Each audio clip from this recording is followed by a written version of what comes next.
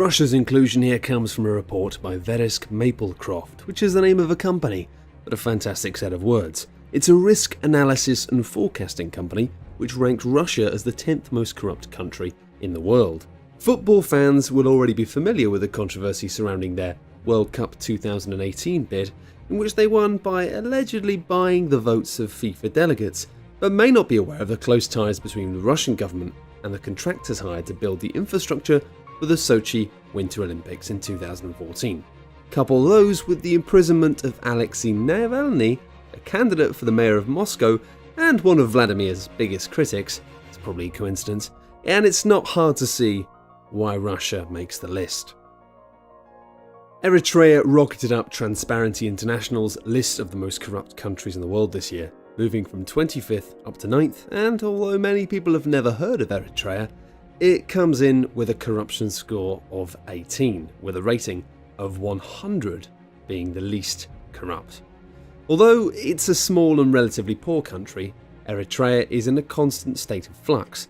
After finally opening its borders to foreign business and investment and privatising some state-run assets, the door's been flung wide open for officials and other power brokers to take advantage of their positions for personal gain.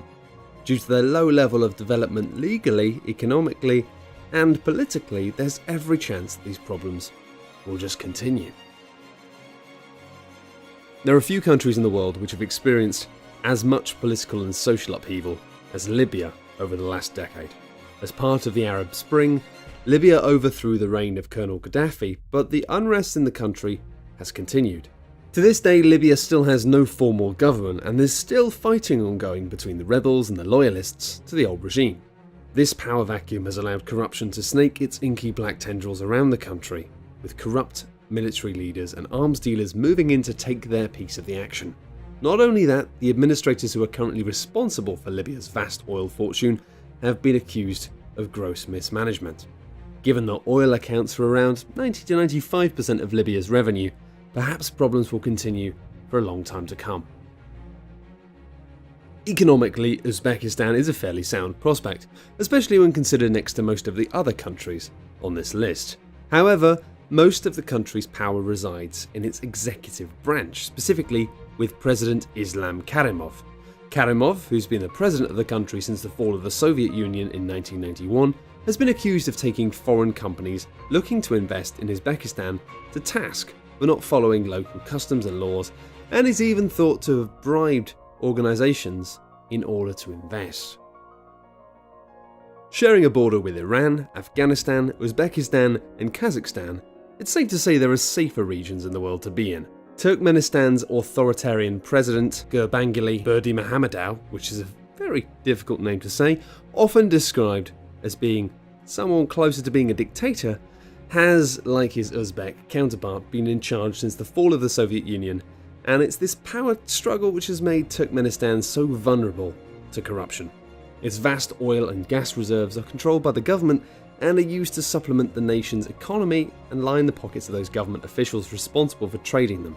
In fact, the misuse of Turkmenistan state funds have driven many investors away from the country. The pullout of US and coalition forces in Iraq left a desperate power vacuum, with various religious creeds fighting for control over the nation, including ISIS from Syria, who have seen an opportunity to seize power in this troubled nation. There's little doubt, however, that Iraq numbers among the most corrupt countries in the world, as war profiteers, arms dealers and industry plunderers move in from all around the world, intent on exploiting the vast natural resources which the country has. Although it's only been a country for about 4 years, South Sudan has seen a raft of corrupt politicians move in and try and corrupt its fledgling governmental structures as the undeveloped country struggles to come to terms with its newfound independence. Many South Sudanese do not feel part of the nation. In fact, there are around 200 ethnic groups which make up the country's population, and this is another issue for the government, who try to bring them towards nationhood. Add to that the fact that international oil companies are exploiting the South Sudanese, with around 85% of them engaged in unpaid labour, and you have a country with some pretty major issues.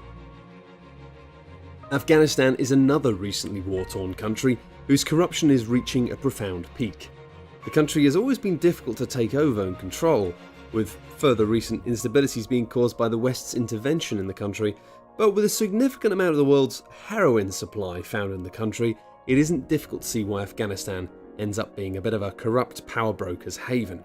The situation isn't helped by the state of the country's government, which struggles to extend its rule to every area of the nation, and given that it's reputedly rife with corruption itself, thanks in no small part to former President Hamid Karzai, it's hard for many Afghans to really take them seriously. Thanks to South Sudan leaving the country and taking their vast oil reserves with them, the economy of Sudan has shrunk significantly, leaving the door open to widespread corruption. With nearly 65% of Sudan's population living below the poverty line, the ruling NCP have put in place for a number of policies which will only serve to continue dragging Sudan backwards. And finally, we have a tie. North Korea's appearance at number 1 will come as little surprise to most of the dynasty of corrupt, inept dictators dragging the country back to the Dark Ages. Literally, in some cases, as much of the country is without regular electrical supply. While it's known that North Korea operates prison camps for its own people, very little is known about its inner workings, and therefore much of its corruption is just presumed. Somalia, on the other hand, might come as a slight surprise, with most of the country's notoriety coming from the Somali pirates, who take to the high seas in less of a swashbuckling way and more of a speedboat and AK-47 and kill everyone alive. The country is run by different competing clans who have pretty much done away with the laughably loose central government system. Only 29% of Somalians have ever enrolled in school, and the life expectancy is a mere 55 years. With no planning for social programs or nationwide infrastructure, it's very unlikely that things are going to change for Somalia anytime soon.